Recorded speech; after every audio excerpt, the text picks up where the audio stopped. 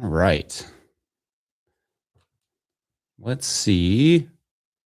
Get some folks in here in a minute. Get Mike to check it.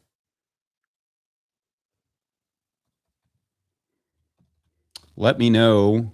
Okay, we don't have anybody in just yet. Good.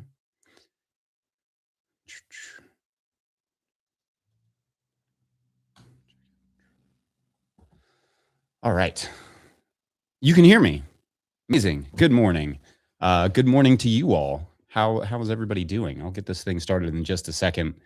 What I did for you, couple of people are in here, is instead of like do the normal live thing where you have to like start it really early and then let that chill for a minute and then start and then like go live or whatever, seems to never work. You can never hear me. So I outsmarted it by just starting it all at once. Welcome you all. As you come in, get your questions in. Mike will be in the chat if he's not there already. He will be there momentarily. He just yelled good at me via text, so that's good. All right, well, let's get this thing started. I got to do my normal read. Sorry, the camera's going to shake for a second. All right. Hey, nerds. Farmer Jesse here. Welcome to Growers Daily, your daily dose of ecological farming insight. It is Wednesday, May the 13th. Yep, 2026. And today we are live to chat about whatever it is that you all want to chat about. So, yeah, especially, but, not limited to gardening. So, yeah, let's do it.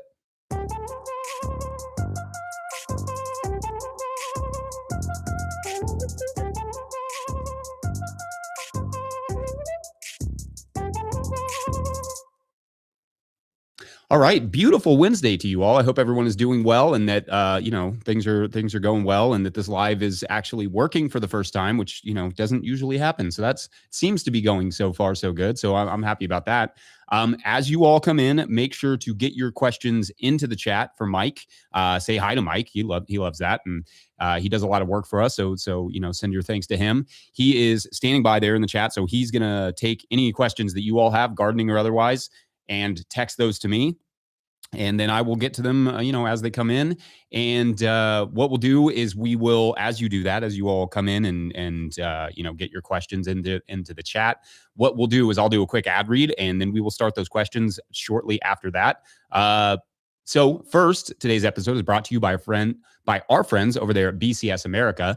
If you're practicing no-till or low-till farming, you know that heavy equipment is often the enemy of your soil structure. That's where BCS two-wheeled tractors come in. Built for small farms, market gardens, and regenerative growers, BCS tractors give you the power to manage beds efficiently without unnecessary compaction. For the low or no-till grower, there are two attachments that change the game. The BCS Power Harrow stirs only the top 2-inch or 2 of soil to incorporate soil amendments and creates a perfect seed bed without soil inversion or pulling up weed seeds. Also, I use my Power Harrow to just run over cover crops. So they probably don't advertise that because it's not really what it's made for. But, anyway, and when it's time to terminate cover crops, per their suggestion, flail mower shreds organic matter into a beautiful nutrient-rich mulch right on top of the bed. To find a local dealer and see the full lineup of attachments designed for the way you farm, head to bcsamerica.com. That is bcsamerica.com. Huge shouts to them. One of our first advertisers, actually. I went up to them. This is like the grind, I guess, is when I first started the No-Till Market Garden podcast. I went up to the guys at BCS and I was like, hey, would you all be interested in, advertising with us? Because I do this like no-till farming thing. And they were like game, and it was super cool. They've been really, really cool to us, for what is it, like almost 8 years or something now. So 7 years. So big shouts to them. Really appreciate that. And that, helps us to keep this information free and open to everyone. So much appreciated. Again, as you all come in, get your questions into Mike and make sure to shout him out and say thank you for all of his work. And yeah, let us know how you're doing. How's stuff growing? Any good successes so far? Any failures? Let's see. I'll update you all on our like broccoli and Lacy Facilia interplanting soon. That is going good in the parts where I put the Lacy Facilia kind of thin, just a little bit, and not put any teff, so it doesn't have quite as much competition. But the places where I put it a little bit thicker, it's kind of just the Lacy Facilia with some broccoli in it. So that lesson learned. I think next time when I'm trying that sort of undercropping with those particular varieties, I may wait a week or two, and then sow my sort of intercrop there, just like my cover crop. the idea is there for that one, but maybe needs a little bit more work. But anyway, yeah, things are going well, and looks like we've got some questions coming in. Again, get those into Mike. Super chats will rise to the top, right? So I can't always get to all the questions in the roughly like hour I give myself for this, but I will try to get to as many as I can. And, super chats, we rise to the top as appreciation for supporting this work and keeping it free and open to anyone and everyone. So, all right, let's start out on the first one. It looks like at Willow and Sage Farms asks, how are you handling the influx of growers switching to no-till because of the lack of fertilizer available? I don't know. I hadn't heard. I mean, I guess I hadn't really heard that. I think like maybe you're talking about like on a larger scale. I don't know that I'd heard people switching over to no-till for lack of fertilizer. I mean, I think that's maybe part of it. Maybe people are going to, use more organic techniques or more organic fertilizers. You're probably going to see more manure spreading in the fields. I always got really excited when I would see our neighbors, like our more conventional neighbors, at this old farm we lived at where we were surrounded by conventional farming. I always got really excited when they would start, when I would see them like go and clean out their pens and take them out with manure spreaders into their fields. And those fields always did awesome. Like you never saw those fields do better than when they put down that manure and that compost. So yeah, I mean, I hope that's part of it. Fuel prices, I think, will change some things. Fertilizer prices will change some things. It's not my favorite catalyst for change. I wish people would, do it because it matters to the soil, it matters to our health, it matters to the water, to not put chemicals on it, to our food, all those things. But a catalyst is a catalyst, and if it helps people to find options that are cheaper, that are more ecologically minded, that are better for their soil, better for their food, better for their production, I think that's great.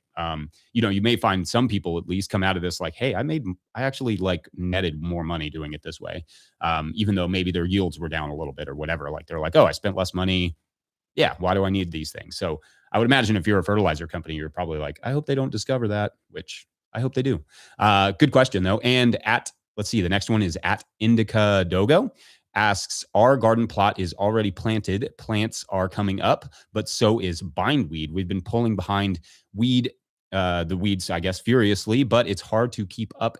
Any advice for staying on top of bindweed? Yeah, I mean, that's one we've luckily never had to deal with. I always say that we have its like wimpy cousin morning glory, which not the easiest weed in the world, but it's definitely not bindweed. Yeah, I mean, the big thing is you got to stay on top of it. You got to get those the rhizomes as much as you can. There's really only so much you can do. The big recommendation that people make who have had to deal with bindweed is you have to tarp it for like a year to get rid of it. And I hate that. Like I hate that there's not a better option, but what people find when they mulch it or put like a compost mulch over top of it is oftentimes it's just more aggressive, or at least like equally aggressive. So, unlike, let's say like a one I compare it to is often, it's not the same and it's not as bad, I find, is Johnson grass. So like Johnson grass, when you mulch Johnson grass really heavily, especially with things like compost, or almost specifically with things like compost, it doesn't do as well. And I don't know if that's a change in that like fungal to bacterial ratio I've heard. I don't know if I buy that necessarily, but I do think maybe there's like a pH change, or it's just like not as aggressive enough to get through that compost. And then if it does, then the compost is really loose, so you can kind of easily pull those rhizomes. I don't think it's quite the same with bindweed, but maybe if you were to cover it with something like cardboard or really thick, paper, and then compost or mulch over top of that, that may help at least slow it down. But really, yeah, it's a very, very smart and aggressive, weed. And yeah, there's no easy answer there. That's the one that most people suggest is just a year under tarp, and that will pretty much do the trick. And then you may still have to just stay on the cultivation really well. Yeah, it's a bummer. But staying on top of it, I always say like plant something that you have to visit a lot and not something that you're going to forget. So like, I think the mistake people make in weedy patches is they often are like, okay, I'll put my potatoes there, or I'll put my sweet potatoes there, or I'll put my tomatoes there, or whatever. And the problem with that is that you end up never going to cultivate it or never visiting it enough because it's just like kind of a set it and forget it plant. Whereas what I generally recommend is go to something that's going to be like a 50 to 60 day crop that's not like direct seeded. So something like lettuce, maybe even transplanted beets or something like that you're going to cultivate it. You're going to keep it cultivated because you have to. You're going to harvest it. You're going to flip that bed. So all of that constantly kind of keeping it in check. And then that way, once you've got all those crops out of there, then you've diminished its quality, its potential. So yeah, that I mean, those are like that's kind of what I would recommend there. But yeah, tough weed. Sorry to hear that. At Mick, Tom, Carl, Marshall, Monteshua, that's quite the name. 25. Don't want to forget that. How do you make tomatoes survive in this winter? Um, I don't really. I mean, I don't. I'm assuming you mean like the plants. Like I don't really get them over winter. So what I do is, we start our tomatoes in like January, February. It just depends on if I'm grafting them, if I'm not grafting them. I forget. I think I started them in January this year. And then I graft them, and that usually happens in February, March. And then they're in the greenhouse until, like if I'm planting them in the field, I won't start those until March. But if I'm planting them in the field, they stay in the greenhouse till after that last chance of frost. So I just transplanted our main season, first round of field tomatoes like 2 days ago.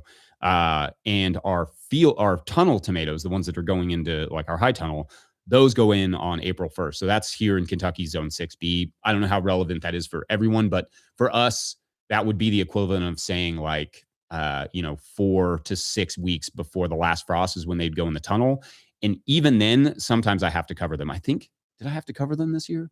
I feel like I did throw some cover over them one time early on after I transplanted them. And I want to say they actually went in a little earlier than normal, like maybe late March, but I'm not 100. I'd have to check my notes, but yeah, something like that. So, yeah, if you're going to put them out early before your last chance of frost, like before your last, like absolute chance of frost, you have to cover them, and you have to cover them with a pretty thick row cover. They'll go, they can survive if they've been in the ground a little while, like a patchy frost. But as soon as you get one of those hard frosts, like I saw a neighbor, they had put out their tomatoes probably like around Derby, which is common, like the first week of May. Not a good idea here because it's too risky. So I think they'd put theirs out right around Derby, and then we got hard frost. Was it Derby morning or like the next day? So the Kentucky Derby, obviously, that's like in Kentucky, we're always like, that's when you transplant your tomatoes after the Derby. But it's not, that's not a reliable, that's not weather, right? That's just like, tradition. But usually what I do is I check the 10-day forecast. And if there's anything even close to like low 40s, I'll hold off. So, because we've had a hard frost here, we've had a freeze here on May 12th. And I'm just like, not doing that, not double covering everything in the field, in May. So that's what I'd prefer to not do. But you can. Cover is really the only option there. Let me get a quick drink of water here. Yeah, keep your questions coming. Make sure to put them in the chat, and then Mike will get them to me. And if you do a super chat, we will make sure those rise to the top. We appreciate that. It keeps this work going and free and open to the public, which we want. We want to, make sure that there is a no paywall option out there. Question at like Rosewater Farmstead. Sorry, question about marketing fresh garlic. Do you still have to peel the garlic cloves out when you eat it? Do you store it in the fridge? How does the flavor compare to cured garlic? Okay, so fresh garlic is my favorite thing in the world. It's garlic before it's cured. So basically, if I went out to the field right now, it's almost there. I actually just harvested scapes this morning for an account. So I smell amazing. But I went out, but if I was to go out there now and pull up a garlic, it would basically look like garlic, but it would look without the paper on it, without what we call the paper. You would see like kind of the differentiated cloves. You could see where they are, where they're forming. But when you first pull it out, it's just like one large garlic juicy mass. And it's the best flavor wise. It's light. It's not quite as intense. It's not quite as spicy. Super juicy. I mean, huge yield, right? Like it's the heaviest it's going to be. It doesn't quite have all those bitter notes yet. So it's really fun. Like you just take a whole clove of that and squeeze it onto anything. So what we'll do, in terms of storage, if you want it to retain that for longer, then you would pop that into the fridge, like, so it doesn't cure. As soon as it's out, it's going to start that curing process. So it'll slowly paper up. So like if you just set fresh garlic gently, if you bang it around, it'll bruise. But if you set it gently, like on a countertop, it'll slowly, just cure. It'll form that paper. And they asked, do you still have to peel the garlic cloves out when you eat it? Sorta, but not really. Like you kind of like, as it differentiates more, yes, but you kind of just like pop it out. Or honestly, you could just take a knife if it's super, super fresh, and you could just cut like a quarter of it, like almost like quartering an apple. You just cut a quarter of it off and you chop that whole thing up and you can pretty much use all of it. You'll be able to tell if it's too papered. Like it'll just, the knife won't really cut through it the same. So you just pull that out. It's not a big deal. But yeah, you could eat like 100% of it for a little while, depending on the variety. So let's see. There was another question in there. Do you store it in the fridge? I do. Yeah, just to keep it from curing, and then it'll eventually cure anyway. And then yeah, the flavor's just like bright and juicy and not quite as spicy or bitter.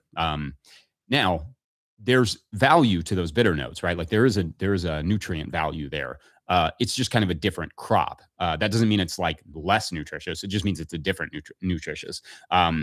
And I love it. I mean, I think like I will take it and squeeze it over fresh pasta. Hannah and I eat a lot of garlic. Like we would, if garlic disappeared off the planet, we would probably just be like, we're not farming anymore. It's not worth it. We love garlic. Like that's like our favorite crop.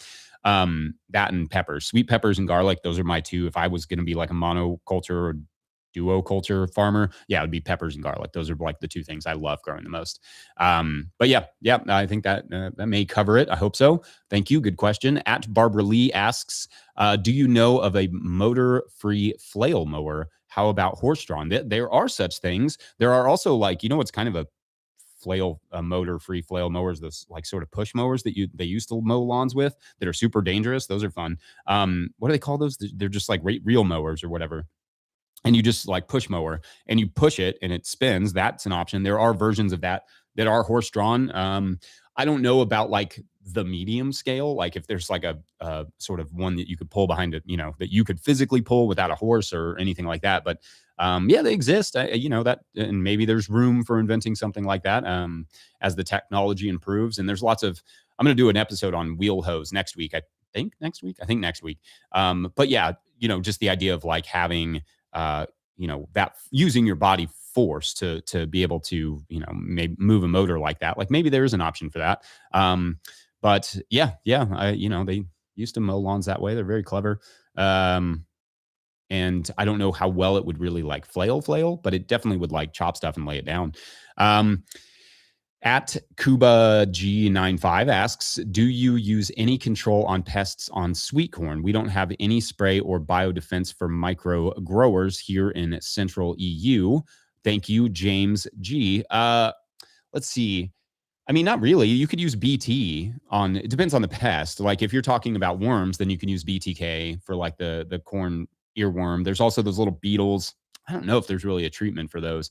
The best things that I've found is grow it early, right? The earlier you grow it, the more likely you are to beat some of those pests. Like your later varieties tend to have more of those, eggs in them, I guess, from the, stuff flying around, the moth or whatever that lays the cornworm eggs. And then, the beetles are a little bit tougher, but, good fertility will help you with that. If it can get to maturity really fast and have all of its defenses, those are important. But like sweet corn's difficult. Like we talked about this week, it's a high nutrient needing, it's very needy crop in that way.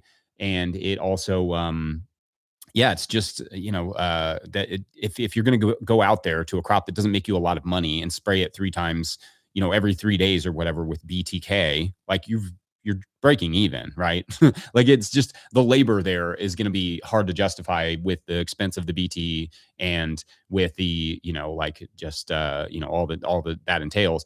And, the equipment upkeep or anything like that. Like ultimately, like you're just not making any money. Now, if it's just for yourself, for me, I don't care. Like I don't know, bugs. If I find a bug on my sweet corn, I'm like, yeah, well, I mean, obviously it's the best sweet corn. Why wouldn't it eat it? But yeah, it's usually just like a little nibble at the top. And there's not, some good, good fertility will help. It's hard though, because like you're not wanting to irrigate it and, you don't want to use a ton of fertility on it because it costs you money. But I love me some sweet corn. That's the reason we grow it. And I don't care if it's not my most fertile place, right? It's not my best soil. As long as I get to eat some sweet corn and freeze some so I can have it in the winter. That's my goal always. At Lana Fred or Iana Fred, I can't tell if that's an L or an A, asks thoughts on inoculating peanuts. Looked for inoculant specifically for peanuts recently and didn't really find a lot. And it didn't seem to be a topic people talked about a lot. I actually have not heard of anybody inoculating peanuts. I don't know necessarily why you wouldn't. or necessarily why you would. There's got to be some information out there on that, because any sort of legume, people are going to be looking at rhizobium. Whether or not it's necessary or helpful to put rhizobium, certain strands of rhizobium bacteria in there. I don't know. I wouldn't say that it would. Like if you, I don't know. I don't want to say it wouldn't hurt. I don't know. You could try some sort of rhizobium inoculant. You could try it like a little trial, but some compost tea or something will probably do the trick pretty well, and then make sure that soil is pretty fertile enough to handle some peanuts. Yeah, a great crop. I love it. Big fan myself. We're going to stop real quick. You all keep getting your questions in. I'm going to get another ad read going real quick from our friends at Good Agriculture. If the season is picking up, which it is for us, and the pile of receipts is starting to grow, you're not alone. Good Agriculture handles farm bookkeeping, so you can stay ahead of the mess before it piles up. They keep your books organized each month, help you understand what's coming in and what's going out, and show you where your farm stands so you can make better business decisions throughout the season. If you're behind, they'll help get everything caught up. They also help farmers find funding and stay ahead of grant deadlines. You run the farm, they help the business. Learn more at goodagriculture.com/info. Big shouts to all of our the people that support us there. So make sure to give them a little love when you can, or if their product is something you're interested in, make sure to just reach out to them at least and tell them where you found them. Water break. Love my little Awala, whatever these are, water bottles. They come in handy. I carry this thing everywhere. All right. At Lexington Max, I'm assuming Lexington, Kentucky, so we'll just say you're part of the BBN, asks, when should I inoculate my compost? When I first put it together or during the maturing stage? Also, which inoculant is better? Leaf mold, soil, microbial brew, or some compost from my current pile? When should I inoculate my compost? Probably in the curing stage, right? Like as long as it's not going to add some sort of food safety risk. The curing stage, right? A lot of times in that thermophilic stage is when you're going to burn off a lot of stuff. Like a lot of stuff is going to die in that period. And you're going to get a lot of like your, thermophilic bacteria and stuff. And that's like, great. You need that to kill off all those diseases and any weed seeds and that sort of stuff. But then when those die back is when you sort of get that, you get like the more complex microbes that are going to take over the pile. And that would be like fungi, and that would be like, your protozoa and all your, slightly larger microorganisms. And then that is probably when you would want to start adding like some sort of inoculants, some sort of teas and brews and that sort of thing. That's when you would do it. And that way it can sort of colonize that pile. And which one is better? I would say all of them. Diversity for the win, right? Like that is going to be better in literally every situation in farming. Is you don't know necessarily like what's better, with the leaf mold or like what the microbial brew, like what's going to take hold. We're just never going to be smart enough or have the technology to really know. And it's not necessary, right? Like just give it every opportunity to succeed, give it all the different things and, go from there. And, again, with the food safety thing, like you wouldn't want to add, I don't know, anything risky, like some sort of like fresh manure or something to an already cured compost, just so you're not adding like any weed seed. One, you don't want to add any like, and any risk of, some sort of foodborne pathogen, because it's not getting hot anymore. Once it's at that curing stage, it's kind of done. It's going to chill for a few months at least. So yeah, I think that's kind of what I would say on that one. And I'm just going to assume you're a Cats fan. So yeah. At Jeremy writes, any specific reason why my broccoli and cauliflower plants are huge, but no sign they are going to produce? Southeast Indiana seems to be getting late in the season. I mean, if they're big and they look healthy, then they'll get there. Like, I just noticed I have a few plants like that, in that Lacey Facilia patch, and they look great. And I just the other day saw it starting to button up, or starting to head up. So, that, it just depends on when you planted them. As that, it depends on the temperatures up there and your moisture and everything. And it's going to start, you'll see them. They won't just like chill forever. They'll eventually, start producing something. But it does. I mean, it can depend a little bit on if you planted like a sprouting broccoli or something, and it didn't get a proper vernalization. which in that case you may not get ahead, or at least not immediately. And I'm not sure what happens in that situation. But in general, you should be good to. They should still be fine. It may just take a little while longer. Those crops are slow. They can be very slow, especially in the spring. But we've had decently cold nights here. So if you're in Southeast Indiana, you're probably getting good broccoli weather. I feel like it's been more, broccoli, cauliflower, those sorts of things. Cauliflower in particular. I love cauliflower. It's a slow crop and it takes us a while, but I love that crop and I wish I'd planted some. I didn't. Seeds. Honestly, when I do the seed ratio and how long it's going to be in the ground, and our pest issues here, or like pest and disease issues here in humid South, and we don't grow a lot of brassicas because they just don't do that well. But yeah, I mean, I don't know. I'm often like, it's not really worth it, but it's always worth it for me to eat some cauliflower, and because it's delicious. But yeah. All right. So good question. All right. So at James Brenza asks, from a no-till perspective, if you're top dressing with compost, likely 1 inch, do you recommend tilling before or after? It seems sort of anti-no-till, but is it necessary to get it mixed in? If you're talking about from the beginning of a garden, and your soil organic matter is low, then I like to work it into the soil. If you're talking about like an established garden and you're just trying to put down a light mulch on top of it, then no, you don't really have to. You can lightly work it into the top of the soil to get, like, I don't know, people think you have to think about this a little bit differently than tillage versus no tillage, because really what we're trying to avoid with tillage is breaking up that rhizome, that the rhizosphere, right? You don't want to destroy that so that you end up with these, like, you end up losing a lot of your microbial life and your carbon and all that stuff that's right there, right? But that top like inch or two, to me, it's fair game, and also to an extent.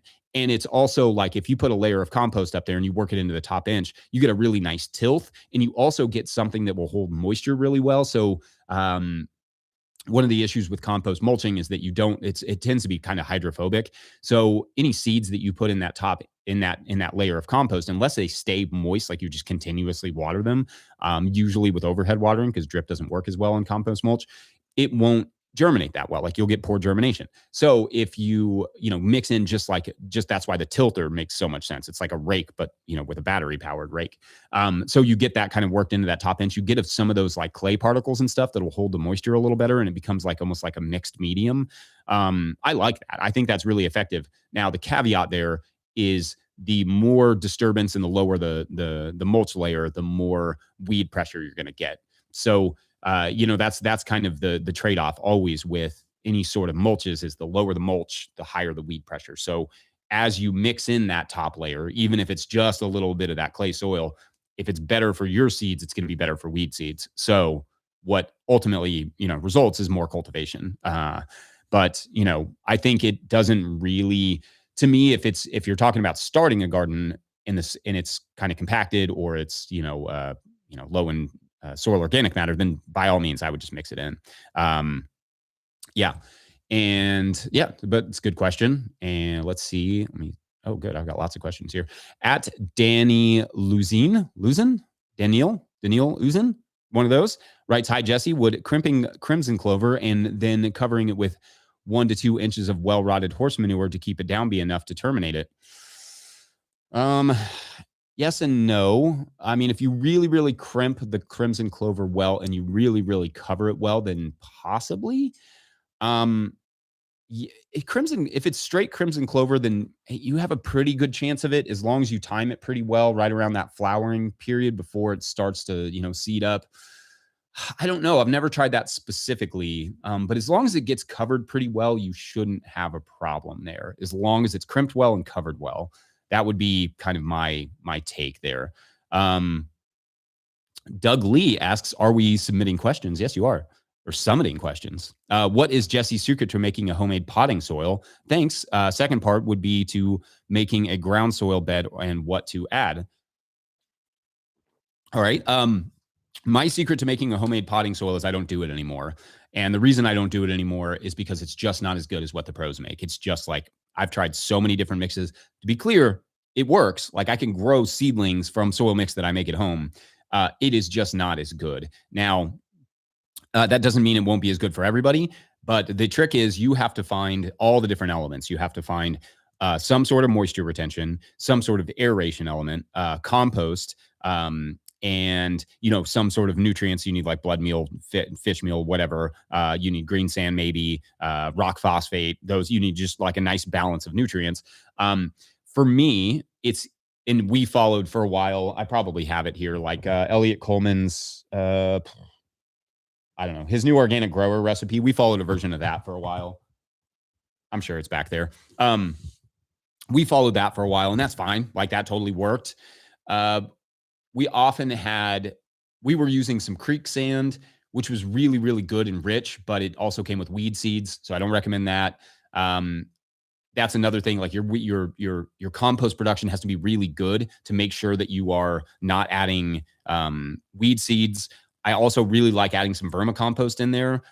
If you can add up to like 20% or something, awesome. That will really make it great. You know, one of the big factors is like you need a moisture retainer. So like, you know, that's why so many people use peat moss. But the peat moss we have access to, you know, the majority of us is like the box store peat moss, which is like the seconds or thirds, like the dregs of the peat industry. So it isn't quite as good. It holds in too much moisture and it can create anaerobic pockets. So my experience is using the stuff from professionals. It makes all the difference. And then you get good uniform trays.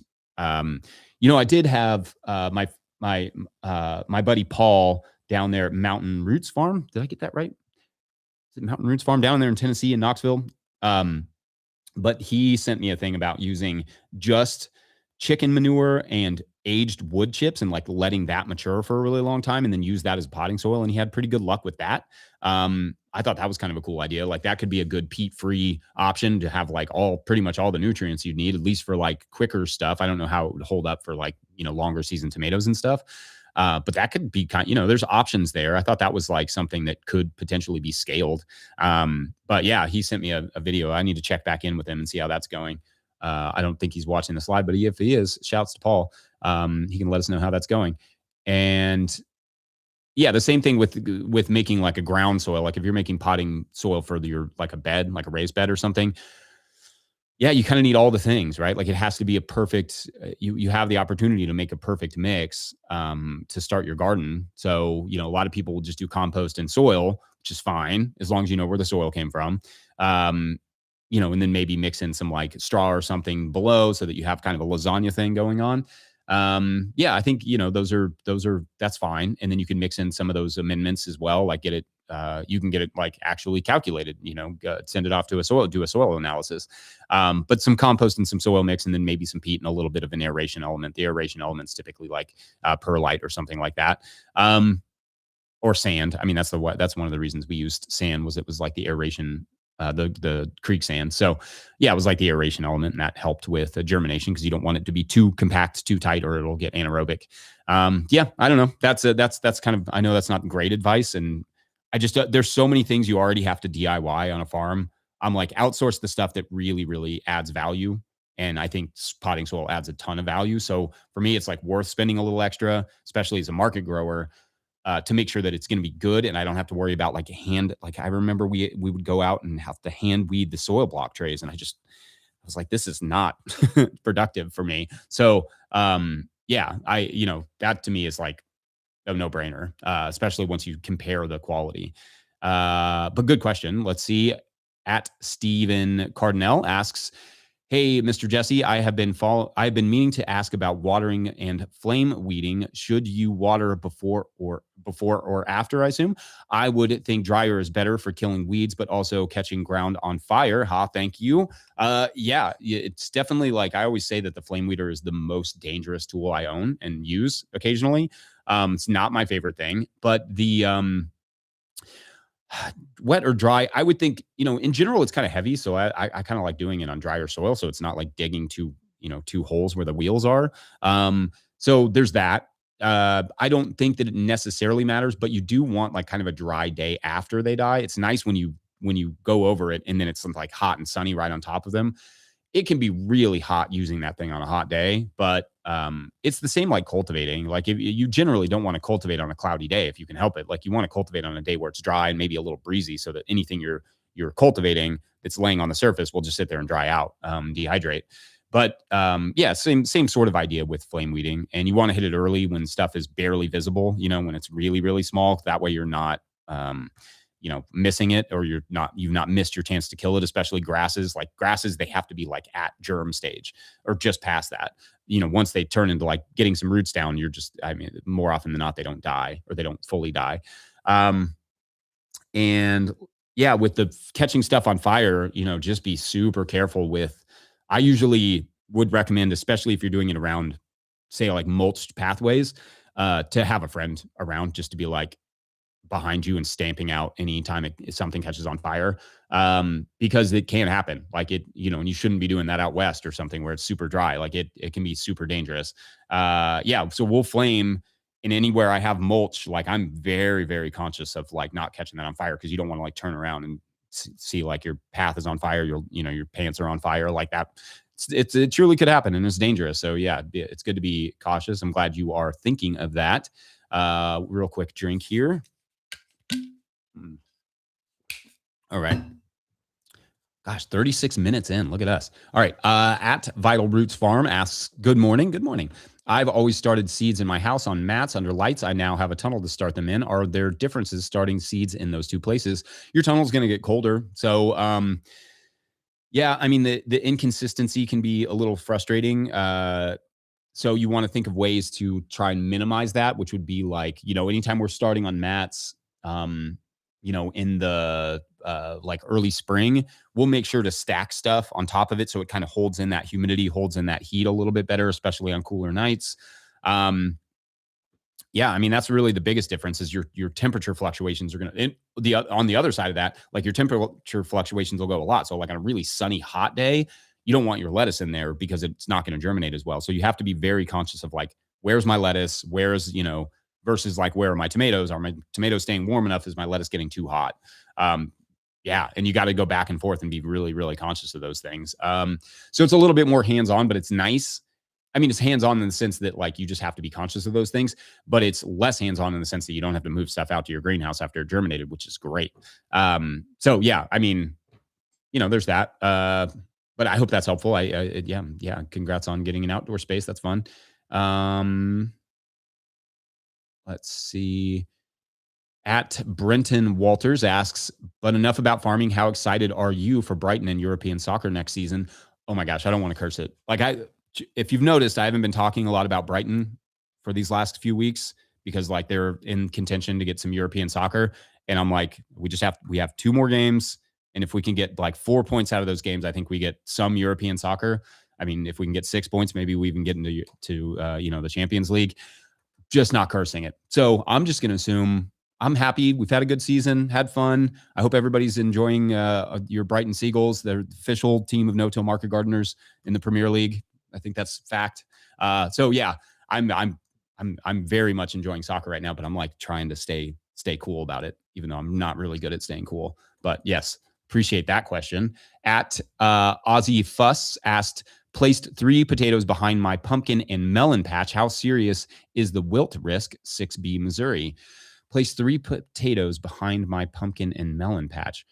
I mean, I don't know. I guess it depends on what you mean. Like if you're talking about wilt on the pumpkin and melons, or you're talking about wilt on the potatoes, I would think there's no real risk there. Cucurbits and Solanaceae, they're fine as far as I know. Like I've never run into any issues combining those 2 families, or growing them, after each other, if that's what you're talking about. But yeah, I don't see any major concerns there. As long as the soil's healthy and it's getting good sunlight, and it's not overly moist. It's got to have good drainage. All those things are important. But yeah, I don't see any specific risks from that combination.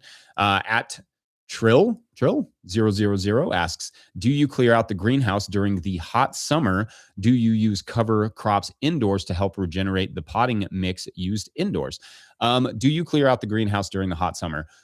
No, actually I use it. So basically what I do is I take like the end walls and I just take them off. So it becomes like almost like a half shade house, right? Like it's that plastic ends up being more like shade than plastic. It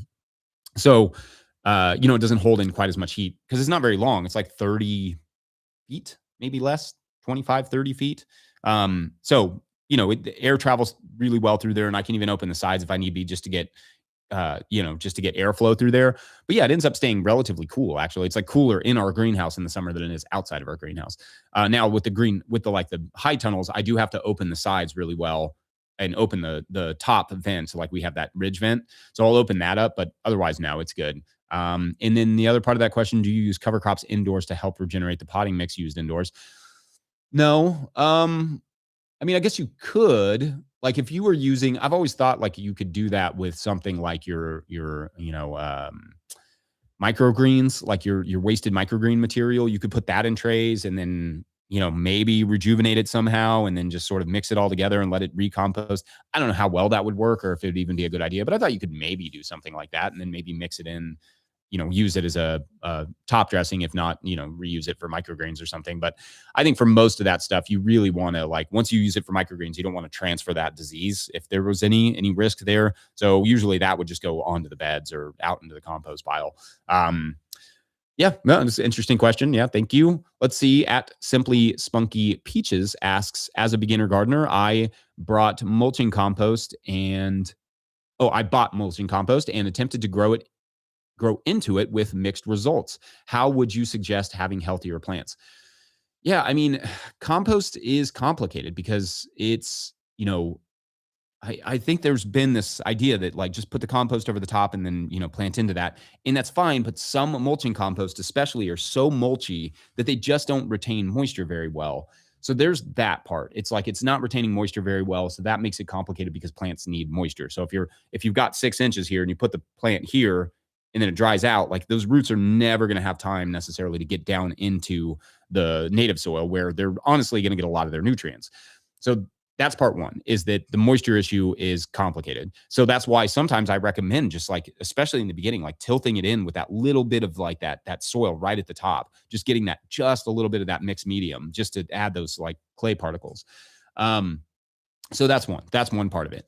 The other part of it is the native soil. Like, so if you put a bunch of compost down over like heavy clay or something, or really, really poorly draining soil, and those roots grow really well at first, like it does stay moist enough, especially in the spring, and it's good to go. And then those roots get down to like anaerobic clay, hard compacted clay, like the plant's just not going to do well. So, that's like the other side of things, is it's not a guarantee. And you really do have to work on that native soil before you put the like mulching compost over top. If you can, if it's like compacted like that. If it's not, like if it's good soil and it seems like it's pretty loose, or you're working in sandy, sort of loamy soil, then you should be good to go. And sometimes it just takes a year. Sometimes there's just like a period of time where stuff doesn't produce as well. Also, there's other factors. I mean, there's just general growing factors of like, when did you plant? Did you water it in well enough? Was it the heat of the summer? Was it, was it too cold outside still? Was it, moisture, all those things. So lots of different variables potentially there. So yeah, good question. Good luck with the garden. I hope it goes a little bit better. At Coldini writes, great to hear some compost talk. Been struggling with finding some good stuff, especially for starting new garden beds. Any tips for starting new beds that have no compaction without compost or just a tea? Yeah. I mean, preferably you'd have some amount of compost, but I get that. Like, start them like you would any other garden. Like, let's say, all right, let me think about this. So if you had no compost and you have you don't really have any access to any other mulches, then you would start it like you'd start any other garden. I would go with like a permanent bed system, because then you can really work on the compaction. I would try to get some amount of compost, because that's really what's going to keep your, soil from hardening up and stuff. Do a soil test, get it, if they recommend any amendments, get all that worked in at first. Build those beds, and then just like really, really focus on keeping any sort of tillage very, very minimal. Add your good soil amendments. Like I'm talking an inch or two at the top if you need to, just to get your good seed bed. Broad fork as you can if you need to. And then, yeah, I mean, you'd follow something more along the lines of like what, people like J.M. Fortier or like Connor Crickmore, that sort of like permanent bed system, follow something more along the lines of that, but they do still use a lot of compost. So it's kind of hard to get that sort of system working without any compost or without any mulches.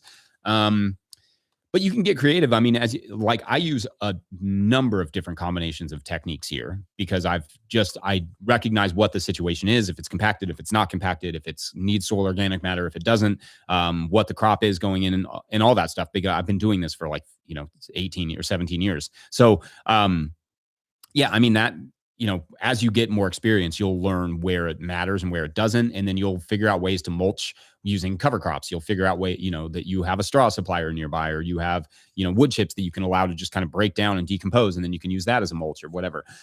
So yeah, I mean, there's definitely options out there and I would look for those, but the compost makes a big difference in soil tilth, in, fertility, in moisture retention and all the things. Because once you take the soil organic matter and the organic matter off the top and out of the soil, then you end up with like really difficult conditions that will become compacted and will not be as productive. And, you'll have a lot more weed competition. You'll have a lot more cultivation to do. So, yeah, I mean, teas and that sort of stuff can help certainly for the fertility, but that's more like once the plants are established, less so like as you're planting something. They can help. I mean, if that's what you have, use what you've got and then just slowly, try and work up to a more ideal situation there. But yeah, I think that's it's possible for sure. At James Webb, what's up, James, asks, hey, Jesse, in one of your videos, you had mentioned about sharing a copy of your crop plan in order for beginning farmers to get an idea of the intensity. Is that something that you would still be willing to share with us? Well, I mean, I would. The problem is like, I don't really have like a good shareable version of it that would make any sense to anybody but me. And I don't like a lot of people have like, I don't know, just like they have like all their beds laid out and then all the different things and how long they last and replant in July. And I don't do it that way. And I haven't done like a normal crop plan in a long time because I haven't needed to, because we're not doing the same sort of, we're not doing like a CSA. I don't have to worry about certain, rotations like I used to, because I'm doing just a handful of crops in a way that I wasn't before. Like when you're doing a CSA and you're doing 70 different crops, that stuff really matters. But I'll see if I have something I can share. I'm making no promises though, because it honestly like probably isn't even entirely applicable anymore. But it's something that I just, those things can be pretty easily designed, and there are lots of people that have them online. So I would find somebody in your area that just does something, that does have a good one. But yeah, for me, I don't know that it would be that helpful, but I'll look and see if I have some sort of older crop plan that would make a little bit more sense. That's like more of a shareable version. Mine are like weird spreadsheets that I don't know that would make any sense to anybody, but I could try. I'll look at it. But yeah, good question, James. Let me see. At Carl Boss asks, how has your burlap been? I'm getting some for my pathways, but I'm curious on how it has been so far using as a mulch. Yeah, good question. I mean, for now it's working. It blocks the weeds pretty well. It is even though mine is like the thinner version, I'd like a thicker version of it, but it blocks the weeds fine. And when it doesn't, I just kind of pop it up, but it's pretty preliminary still. Like it's only been down under our squash for like a month. Seems fine. Stuff does want to grow through it. But I just like pop it up and then, that's fine. And then the squash is slowly taking it over. I think I'll probably have squash in like a couple weeks. So, that plant is so big, their yellow squash and our zucchini, those will take over for the most part and do a lot of the weeding for me, just blocking out the weeds. I mean, so far so good. I think I realized the other day that part of the reason I don't use, any sort of landscape fabric and that sort of stuff is that I just hate messing with it. And it doesn't change because it's burlap. I just don't like messing with it. I don't like planting into little holes inside of fabric. I don't like that it cuts off my ability to interplant on the sides without like moving it out of the way. I like the moisture retention, but my soil doesn't struggle with that so much. Like we're heavy clay. So like moisture retention isn't always really our issue. And we have, good soil organic matter in a lot of those places because I use cover cropping and stuff. So I think yes, but I'm more excited to use it as like shade cloth to get rid of that, to start maybe moving away from that. I'm excited. So less as a weed mat. I'm excited for other things that involve it, or maybe even just like germinating seeds, putting it down on a bed, letting seeds germinate, like, even stale seed bedding if I wanted to, but something like carrots or whatever. I had good luck doing that. But less so as a weed suppressant. I just don't think it's going to be something I want to mess with because stuff is going to want to grow through it, and I'm not going to have the time to always keep up with it. So, but I think like there are places for it. I'd like it to replace, maybe some frost protection, and some shade cloth, and I think that would be, and then some weed seed germination. If I could get those three things, great. Like that would be cool. I know it won't protect from frost quite the same or quite as low, so I'd have to be careful about that. But like a light frost, if I threw that over some, squash plants or whatever, then I expect it would be effective, just to hold in enough temperature at like 36 degrees to keep it from getting like a heavy frost or a light frost. So yeah, I mean, that's kind of where I'm at on that. Let's see. I've got about 10 more minutes. I'm going to read the last ad read, and then we'll get to a few more questions. This one is from our friends at GrownBy. Grow smarter with GrownBy, the farmer-owned cooperative. GrownBy is the platform for online sales of everything, custom and traditional CSAs, halves of beef, flower bouquets, wholesale to restaurants, and now GrownBy supports in-person sales too. With their new app, GrownBy Register, you can supercharge your market and farm stand, finally bringing together your online and offline sales and customer data. GrownBy is proud to make local food accessible by processing SNAP benefits online and in person right within the app. That's very cool. GrownBy helps you to put your best food forward like that. And as a dad, I appreciate the pun. Schedule a demo today at coop.grownby.com/no-till. That's coop.grownby.com/no-till. Yeah, appreciate them. Also appreciate that Snap shout out. That help. That's super helpful. Let me get back to you all. Where did you go? There we are. All right. So let's see. I've got at least time for a few more here. All right. At James Brenza asks, we've been leaning into setting up a high tunnel with ground air heat transfer for year-round growing. It seems like a rare, poorly understood approach. Are we missing some of the problems with it? I think it just has to be really, really engineered well for any sort of like climate battery, that sort of thing. Like it just has to be engineered really well, because you can end up not storing enough heat, or you can end up losing some of the heat. You can end up wasting the electricity. I think as long as it's designed well, it can do well, but it's also expensive to install it, right? Like if you're wondering why more people don't do it, it's like a high tunnel itself is already pretty expensive. And then, like you've got all this other stuff to worry about. So like it's financially a little bit more difficult. I think it would be cool if that got folded into like the NRCS program that we have here in the United States, where you can basically get, or you could for a while. I don't know what the state of it is now, but you could get like basically a tunnel paid for, which is awesome. But if they were like, we'll pay for your tunnel and we'll also like cost share on, some sort of in-ground heating, like some sort of ground, solar battery or whatever, or climate battery, that would be awesome. Like, I think that would really up the game in being able to grow over the winter, or grow like, fruits and stuff, in tunnels that, that we can't really do here in Kentucky quite the same. So yeah, I mean, I think that's part of it. I think there's also maybe not enough models out there yet to know what all the potential is or what all the possibilities are, but there's certainly like a lot of room to grow there for sure. No pun intended, but yeah, I love that. Yetis are cool. Okay, awesome. Hi, Jesse, Sam from Florida. Hi, Sam. Do you think in a non-optimal world, tilthing or tarping for a short time, like a week, would be better for flipping a bed to preserve soil health? Yeah, I mean, I think that's fine. Like if you're talking about when you say tilthing or tarping, I'm assuming you mean like you'd clear the bed, like mow it or something, and then like tilt it and then let it chill for a week, and then you'd rake it off and then plant it maybe, or something like that. With the tarping, I mean, yeah, you want to reduce the amount of time between crops. Like if it's not, I always say, like if the soil's not being fed, it's feeding on itself, right? So like if it's not having photosynthesis going into the soil, then it's going to start eating whatever carbons and whatever else is in there. So ideally you go from one to the next as fast as you can, but that doesn't always work out that way. And like you're in Florida, so it's probably pretty hot. Like you could probably do like, clear a bed of something that's, I can't, like even like kale or something. You could probably do that under tarp in a week. Whereas for me, it's a little bit more complicated, because it's not going to die as readily and under a tarp here as it will in hot Florida. So yeah, I mean, I think, I'm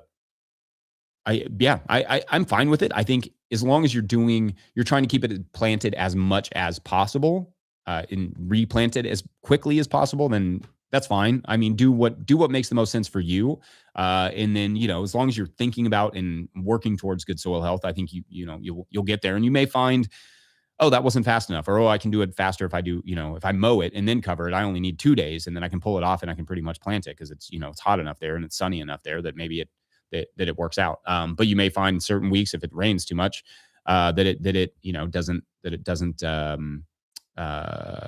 doesn't break down quite as fast. You may have to wait for a little while. At Aaliyah Bushiwa, I hope I said that right, asks, do you use charcoal in your garden? If yes, how do you activate it? And do you apply it in the no-till garden? I don't use charcoal necessarily. I think I had a question about this. Did I already do this one? I think it's coming up tomorrow, maybe, about charcoal in the garden. But yeah, let me talk about that one tomorrow a little bit more, because I think that I'm almost certain it's coming up tomorrow on my questions. But I don't really use charcoal, right? Like I would use a little bit. If I had charcoal, it's fine. It's not as long lasting as like biochar, but you can put it in the compost pile and inoculate it that way, or put it in like a compost tea or something. But generally, like biochar and charcoal are two different things. So charcoal just isn't as long lasting as biochar. It's done at a hotter temperature. It's done at a lower temperature, so it's not quite as stable. And it doesn't, you don't press out the oxygen. So basically, like, it just doesn't, it's not as like long of a lasting carbon, but it's still carbon, and you can inoculate it in your compost pile or something, or just mix it with, like, put a bunch in a bucket with some water and some compost and just let it like fill up for a couple days, and then, dump that water out, and then, you do that way. That would probably do it for the most part. And then you can add that to your compost and then add it to your garden or something. I think that's fine. But yeah, no, it's a good question. And like I said, I think I will tackle that more on the show tomorrow. If it's not tomorrow, then it would be next week, but I'm pretty sure it's tomorrow. I'd have to double check. At XX writes, how's the rice coming, mate? And I'm in South Ontario thinking about trying rice. So far, so good. I love the way it looks. It's just like a little grass. And it kind of freaks me out a little bit because it looks like a weed, because I don't grow a lot of grasses, just like, in perfect rows like that. But, yeah, so far so good. I'm excited. I'm ready to see how much one bed of rice can get me. It'll probably be like one or two pots maybe. That would be great. I'd be happy with that. One of them is like an arborio rice, so a little risotto. That could be fun. I'm excited to try that. But yeah, I'll keep you all updated on that one for sure. And then I'm gonna do one last one, and then we will get out of here. I think I skipped one. Okay, here's one. Wait a second. I want to just make sure I get at least one from everybody here. All right. At Danny Luzin asks, or Danny Luzin, not sure. Have you played around with chickpeas as a companion plant for taller stuff like tomatoes, or as a cover crop? Not chickpeas so much, but I don't see why not. Like, it's just not come up for me. But I don't necessarily see why not. The only thing is you're probably going to get them flowering before like tomatoes would be done, or like something like tomatoes, corn or something, right? So you'd want to plant them a little bit later. And then once that crop is done, then obviously you can just let it all take over, and then you can mow it all down. But as a cover crop, sure. I mean, if you have a good line on some chickpeas, I don't see why not. I don't know how fast growing they are. I've never grown chickpeas. Thing with cover crops, like if you're going to use an unusual thing for cover crops, what was the one we were talking? Oh, peanuts. Like that was one that came up the other day. And I was like, it's all well and good, but peanuts are slow. So like, it doesn't make a great cover crop because stuff will outcompete it pretty well. So if you had a fast growing legume like that, like chickpeas, I've used mung beans. I don't know why that's not a bigger cover crop, because you can get the seeds for super cheap, right? Like for sprouting. So yeah, I mean, I'm all about stuff like that. But yeah, I mean, it's worth a try. And if you have a bunch of chickpeas, I say go for it. Let's see. I'm going to. I think otherwise, you all, thank you so much for coming to the live. I could not say enough. Like, you all are just so amazing. These questions have been super fun. Double shouts to the Brighton question. Also, you all, just say thank you to Mike in the show threads. Otherwise, don't forget No-Till Growers is a nonprofit 501c3, so donations are tax deductible and greatly appreciated. Please make sure to like and subscribe and or follow wherever you're getting this podcast. That is an easy way to help us out as well. Enormous thank you to all of our show sponsors. And if you'd ever like to sponsor the show, you can reach out to Farmer Michelle at no-tillgrowers.com. Big thank you to Michelle. Big thank you to the No-Till Growers Board of Directors. Huge shouts to Willie Breeding for the theme music, Mike Hilbert for the production help and editing, and also just hanging out in the chat, and my wife Hannah for absolutely everything in the world, including delivering right now. She's out on deliveries. Also, shouts to Epidemic Sound for the background music that you can hear. This is where I'd usually sip my tea, but I didn't bring tea today. I just brought water. Anyway, big, you can't hear the music. I don't know why I said that. Maybe I'll play the theme song on our way out. But you can pick up a hat or a copy of my book, The Living Soil Handbook, at no-tillgrowers.com to support this work. Big thank you to everyone over at patreon.com/no-tillgrowers. That really is the lifeblood of the show, so we really appreciate it. But where at a certain level, or if you just bump up from one level to another, or you sign up in the month of May, we will usually shout you out on the show. We'll do a story. We'll do all the things. Don't do that on lives, but we will. We will do that tomorrow if we get a sign up or two. So thank you all so much for coming. Really appreciate it. We'll send it out. Bye.